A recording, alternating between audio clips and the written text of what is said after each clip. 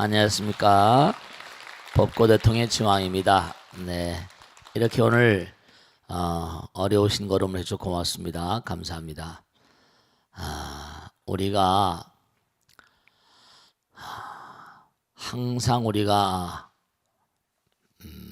공부하는 가운데 꼭 잊지 않아야 될 것이 우리의 행로는 영원합니다. 우리의 마음 가운데 부처님 계시고 우리가 마음 가운데 계신 부처님을 찾아 나가는. 근데 우리 마음이라는 것이 무한이잖아요. 사람들은 젊으나 나이드나 대부분의 사람들이 뭐 영혼이 있느냐 없느냐, 정말 죽은 다음에 뭔가 또 다른 세계가 존재하냐, 뭐 이런 등등의 얘기를 가지고 항상 입씨름을 합니다. 그런데 이게 말로 풀릴 문제가 아니거든요. 젊은 분들은 젊은 분들대로 죽음이 저 까맣게 보이니까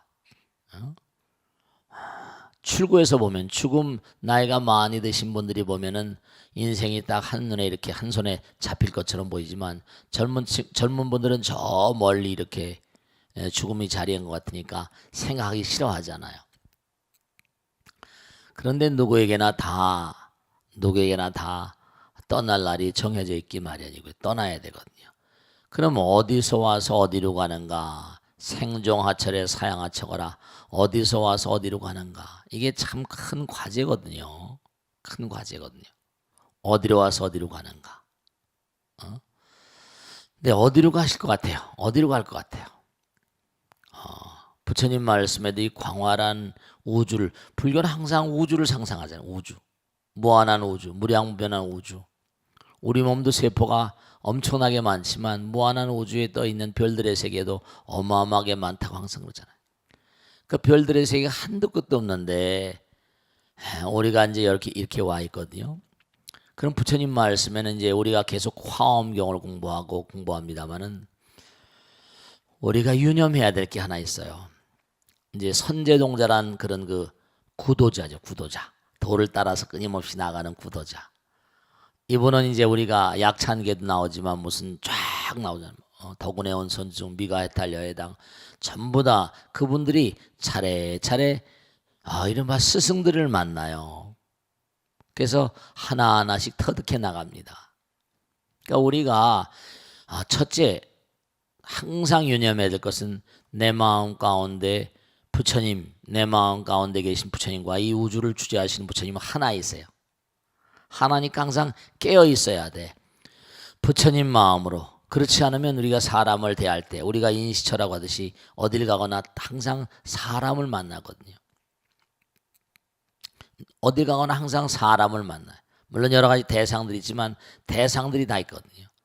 그 대상들로부터 공부하는 자세를, 뭔가 배우려는 자세를 가져야 돼요. 항상. 그냥 시간을 헐렁헐렁 버릴 게 아니라 만나는 사람들 그냥 만나고 끝이다 이게 아니라 그 사람들로 하여금 내가 뭔가 배우는 게 있어야 된다니까. 그 사람들에게 뭔가 배우려는 자세가 되어져 있을 때 그 사람의 그 시간은 대단히 유용합니다. 근데 그 사람과 무슨 노닥거리고 그 사람과 무슨 쓸데없는 소리 나고 이래버리면 이게 얘기가 안 되는 거죠. 부처님께서도 그러셨거든요. 길을 가시면서도 뭔가하니 길을 가다가 오랏줄에 이렇게 매어가지고 오랏줄에 매어서 끌려가는 죄수를 보게 된 거예요. 그때 그 죄수 손을 어루만지면서 뭐라고 하니 너는 참 크나큰 스승이로다 이러는 거예요. 아주 성질 내는 거지. 내가 무슨 스승이냐고. 네가 네 스스로 몸을 망쳐가지고 이렇게 감옥에 가니 너 또한 큰 스승이 아니고 누가 큰 스승이겠는가 이랬다는 거 아닙니까? 나는 저렇게 오랏줄을 메고 저렇게 감옥에 가는 일이 없어야 되는 거 아니냐 이런 걸 가르쳐 준다는 거죠. 지나가는 거는 뭐 누가 오랏줄 묶여서 가는 거 에휴 끌끌 현아차면서 말이죠. 손가락질하고 그럴 게 아니라 스스로 항상 경계하는 말씀이죠. 예를 들어서 무슨 뭐 국무총리 후보자가 나왔다가 또 뭐가 잘못돼서 또 낙마되고 또 뭐가 이렇게 지명이 됐는데 또 그렇죠. 지명하는 사람은 그 사람이 정말로 여러 가지 괜찮을 거라고 지명했는데 이게 웬일인걸? 털어서 뭐라 먼지 안 나는 사람 없다 이런 얘기도 많이 하잖아요. 예전엔 글을 쓰고 뭐 하다 보니까 거기에 이른바 자기의 뭔가 어떤 생각이나 상념 같은 게 들어있는데 그걸 막 해집고 나타나니까 해집고 막 여러 사람들이 나타나니까 또 대단히 곤란하죠. 그런 걸 보면 뭐냐면 매일매일의 삶 가운데 우리가 사는 삶이 정말 하나하나 말 한마디 생각 하나 행동 하나 글 한 줄이라도 이게 문제가 될 소지가 있다는 사실 우리가 항상 생각해야 되잖아요. 물론 그 사람이 글 쓰는 사람이었다 하더라도 말씀이죠. 그게 또 여러 가지 사회에는 다종다양한 계층의 사람들 있잖아요. 긍정적으로 볼 사람도 있고 부정적으로 볼 사람도 있고 좌익이냐 우익이냐 딱 편향이 돼 있으니까 이게 참 문제거리인 거죠. 그러니까 우리가 완전자가 된다는 거, 부처님이 된다는 건 뭐냐면 정말로 하나가 되는 거니까 중생세계에서 그게 어떻게 가능할 것인가. 그러니까 이 구도자 이른바 선제동자는 계속 가면서 만나는 사람들에게마다 공부를 하는 겁니다. 끊임없이 그 공부가 한도 끝도 없는 공부인데 정말 그 공부는 이 우주 곳곳마다 방방곡곡마다 만나는 사람들마다 그런 탐구자적인 자세를 가지고 살아야 돼요. 내가 남편을 만난다. 남편에게서 뭔가 아니 그냥 남편이 내가 한 이불 속에 사니까 그냥 내 남편이다 내 거다 마음대로 그게 아니라 남편에게서도 배우는 게 있고 또 아들 딸들이 또 뭔가 이렇게 뭐라고 하면 아들 딸들이 물론 엄마 아버지에게 푸념을 하지만 또 거기서 뭔가 아니 그렇죠. 그런 얘기도 제가 들은 적이 있습니다. 정말 너무너무 괴로운 거예요. 공무원을 하시는 분인데 아들 녀석이 그러더라는 거죠. 공무원은 박봉일 거 아니에요. 다른 애들은 말이야 다 과외 공부도 하고 고액과외도 하고 그러는데 말이지 나는 이거 이렇게 하다가 대학교 그냥 뭐 갈 수가 있겠냐고 막 푸념을 하고 그러니까 아버지가 얼마나 자존심 상해 안 상해요. 자존심 상하니까 뭐 아이를 뺨따구를 그냥 때렸더니 아이가 그냥 나가버린 거예요. 막 울고 그냥 나가버렸는데 아무리 찾아도 어디 갔는지 모르겠는 거죠. 그러니 이럴 때 이 아버지는 어떻게 했어요? 처절하게 울잖아요. 그래 아버지도 울겠어요? 안 울겠어요? 괴로워서 어쩔 줄 모르는 거죠. 자기 능력이 그거밖에 안 되는데 참 환장할 일이죠. 정말로 말씀이죠. 옛날 말에 무슨 뱁새가 황새 쫓아가려고 하다 보면 말이죠. 뭐가 뭐 어떻게 된다고 하는 것처럼 정말로 우리가 삶을 살아가다 보면 1%의 사람이 90%의 재물을 다 장악하고 있다는데 이것도 상당히 문제가 되는 거 아니에요. 그러니 어렵게 사는 사람들 그러니까 중요한 사실은 뭐냐면 참 첫째로 우리가 삶을 도모하면서 언제 어느 상황이든 간에 남을 원망하지 말아야 되거든요. 전부 다 자기가 뿌린 대로 거두는 거니까 욕지전생사 네가 전생을 알고자 하면 금생수사시라 받고 있는 걸 보면 안다 그랬잖아요. 그러니까 근데 사람들은 자기가 그런 전생을 인정하지 않잖아요. 아까도 영혼이라는 걸 인정하지 않고 영혼이 있느냐 없느냐 뭐 죽으면 그만이지 뭐. 그게 참 안타까운 거예요. 우리가 3차원의 세계를 살면서 4차원적인 어떤 언어를 4차원적인 현상을 얘기를 하다 보면 이게 쉬운 일이 어려운 일이에요. 어려운 일인 거죠. 그러니까 그래서 이제 처음으로 부처님께서 말씀하신 게 이제 수행하는 첫걸음이 바로 신심이라고 말씀하죠. 믿음의 마음. 우선 믿음으로 나가야 되거든요. 믿음으로 나가야 돼. 신심이라는 게 정말 중요한 거죠. 그러니까 우선 첫째로 중요한 건 뭐냐면 여러분들 다 이제 엄마 아버지시고 또 엄마 아버지 되실 분들 아니에요. 그러니까 첫째로 뭐냐면은 이 다음에 아들 딸들에게 뭐죠 타박받지 않는 엄마 아버지가 되셔야 돼요. 또 이제 뭐냐면 여러분들이 또 언젠가는 다 때가 되면 뭐예요? 때가 되면 이 땅을 등지면 또 누구의 뱃속을 타고 또 아들 딸로 태어나야 되거든요. 근데 그것도 또한 뭔가 아니 자기가 지은 대로 받는 거니까. 제가 항상 드리는 말씀 있잖아요. 이아목이라는 재벌이 있다. 이병철 씨라고 있다. 정주영 씨라고 있다. 그 사람 뱃속에 나오는 게 그게 뭔가 아니 그 사람 본인도 어떤 아들 녀석이 어떤 딸 녀석이 자기 뱃속에 들었는지 알아야 몰라요. 모르는 거예요. 그냥 뱃속에서 나오니까 이게 내 아들인가 보다 내 딸인가 보다. 그것도 참 희한한 일이죠. 왜 그러면 어떤 사람은 그런 사람 뱃속에 집어넣어주고 어떤 사람은 저 그냥 뭐죠? 제가 자주 말씀드려요. 뭐 태백산 밑에 그냥 하늘아래 첫 동네 김씨네 똥개 세 번째 딸로 들어오고 말이에요. 이게 다 이게 참 이게 말이죠. 희한한 거라. 이게. 왜 그렇게 들어오냔 말이에요. 왜 이렇게 차별이 많냔 말이에요. 그 차별이 많은 걸 가지고 시비를 할 이유가 없는 거야. 다 자기가 지은 대로 가는 거니까. 능력을 기른 대로 가는 거니까. 누구에게도 책임을 돌릴 수가 없는 거라니까. 옛날 말씀에도 그런 게 있잖아요. 억울하면 뭐라? 억울하면 뭐라? 출세를 하라. 근데 뭐 출세를 마음대로 하는 거야?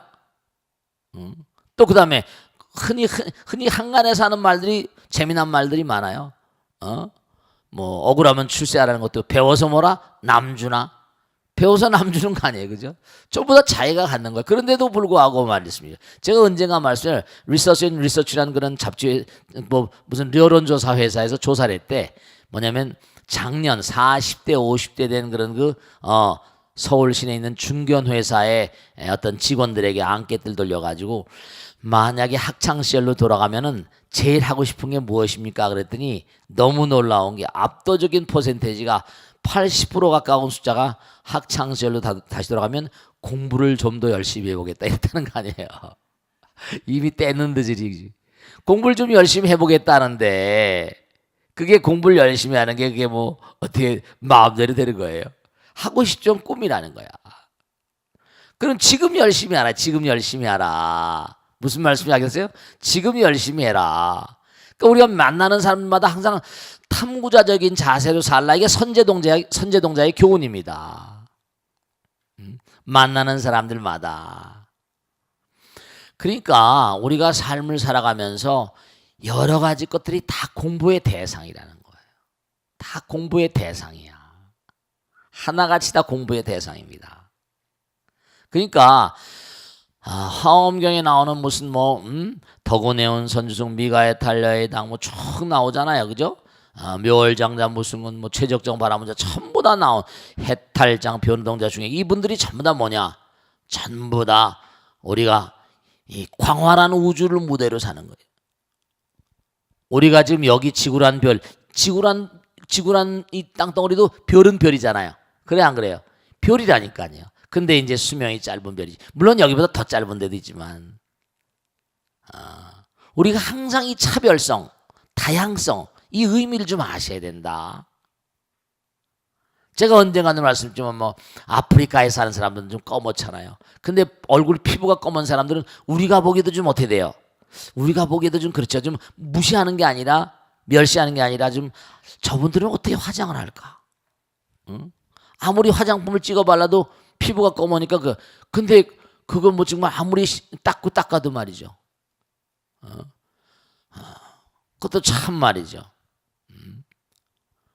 그러니까 뭔가 이게 전부 다 왜 똑같이 난 참 예전에도 그런 생각했지만 이제 불교를 알고 난 다음에 이제 확연히 다 뭔가 알게 됐지만 예전에 타종교를 믿고 할 때 이왕 하나님 아버지나 누가 이렇게 창조하려고 하면 좀 똑같이 좀 태어나게 했으면 똑같이 이렇게 붕어빵으로 찍어놨으면 이렇게 문제가 있지는 않지 않았을까?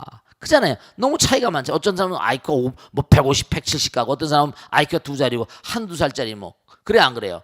뭐 기봉이 해가지고 말라톤 걔는 뭐 한두 살짜리밖에 안 되고 이거 웬일이야 이거 도무지 그래 안 그래요? 너무 차이가 많아. 어떤 사람은 또 무슨 전지현이처럼 이쁘게 생겨가지고 그러고 어떤 사람은 완전히 막 찌그렁 방탱이가 돼가지고 왜 그러냔 말이야. 이쁘게 만들면 똑같이 다 이쁘게 만들어줬으면 속안색일 거 아니에요. 그래 안 그래요? 참 답답하다니까. 어떤 사람은 또 뭐 김수현이처럼 잘생기고 어떤 사람은 뭐라 찌그렁 방탱이로 생기고 이게 뭐야 이게 도무지. 왜 이렇게 차별이 많냔 말이야. 왜 이렇게 차별이 많냐. 차별이 많으니까 당연히 뭐라 우열이 있겠다 없겠다. 그렇잖아요. 이게 우열이 있을 수밖에. 창조하려면 똑바로 좀 창조해가지고 똑같이 만들어 놓으면 싸움도 덜 할 거 아니야. 그렇게 생각했는데 그게 다 뭐라? 그게 다 사실은 말이죠. 부처님 배려 같은 거지. 어떤 사람이 잘 살면 나도 부러울 거 아니에요. 그죠? 그러면 뭐죠? 억울하면 출세하라고 그랬으니까. 또 그것도 안 하는 사람이 있지만은 그러니까 우리가 사는 세계가 참 이상해요. 완장 뛰고 합시다 뭐 그런 얘기 많이 하잖아, 그죠? 완장 차고 나면 그 다음에 괜히 그냥 막 세속말로 폼 잡으려고 들고 힘을 쓰려고 들고 그잖아요. 또 힘 있는 사람 말이야, 힘 있는 사람 말 한번 딱 한 번라 꼼짝 못하고 말씀이죠. 아, 이게 참 차별이 너무너무 많아. 또 요즘에 무슨 베라벨 피아가 많이 나오니 뭐 해피하니 관피하니 그 지난번에 말씀했잖아요. 그래 너무너무 그런 게 많이 나오는 게 왜냐?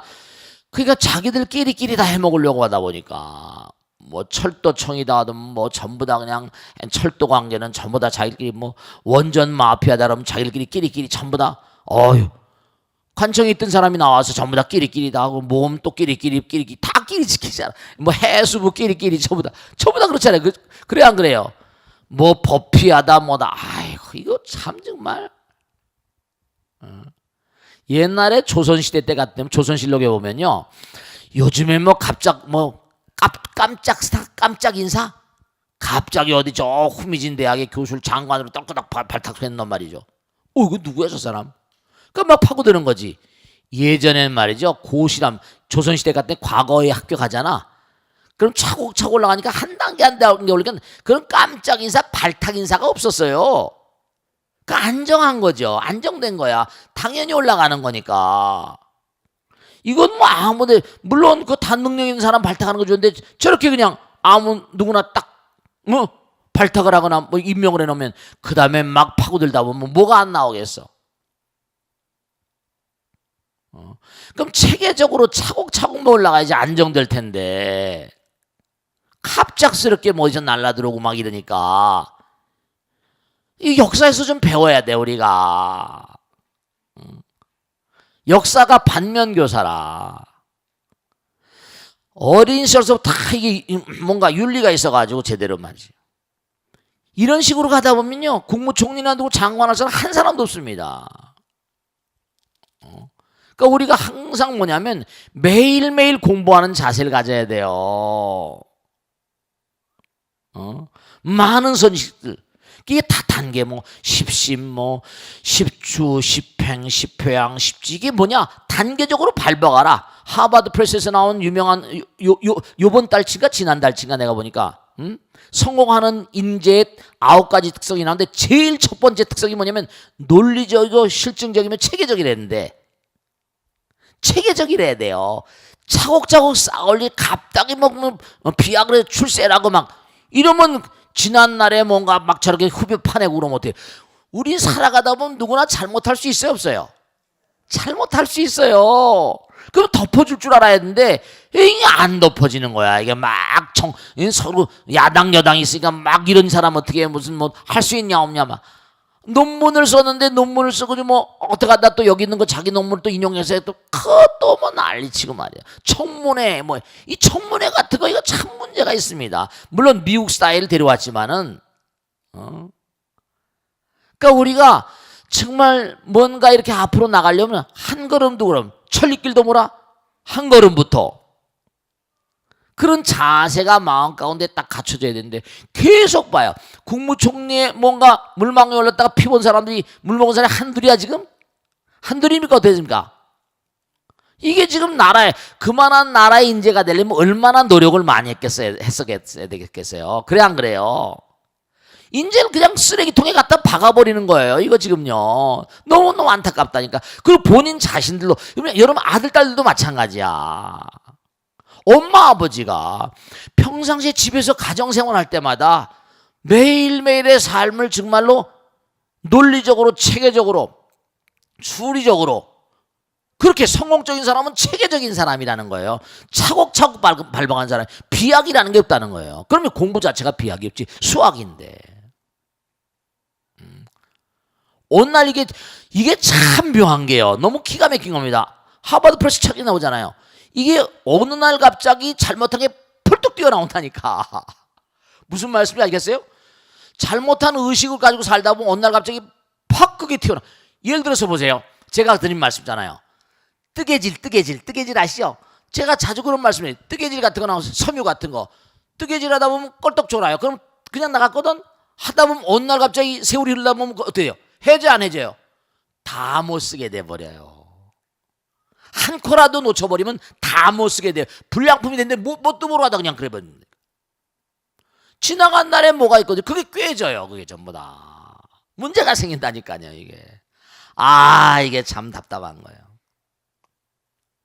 살아가다 보면 실수할 수가 있거든요. 그렇기 때문에 우리가 삶을 도모하면서 매일매일 매순간 정말 만나는 사람 누구나가 다 나의 뭐라? 스승이 그러니까 부처님께서 마지막으로 꼭 명심하세요. 너에게 가장 중요한 사람은 누구인가? 지금 만나고 있는 그 사람이라는 거 아니에요. 너에게 가장 중요한 순간 어떤 때인가? 지금 바로 이 순간. 너에게 가장 중요한 일은 어떤 일인가? 지금 내가 하고 있는 바로 이 일이라는 거 아니에요. 무슨 말씀인지 아시겠죠? 네, 그걸 명심하도록 하세요. 아시겠죠?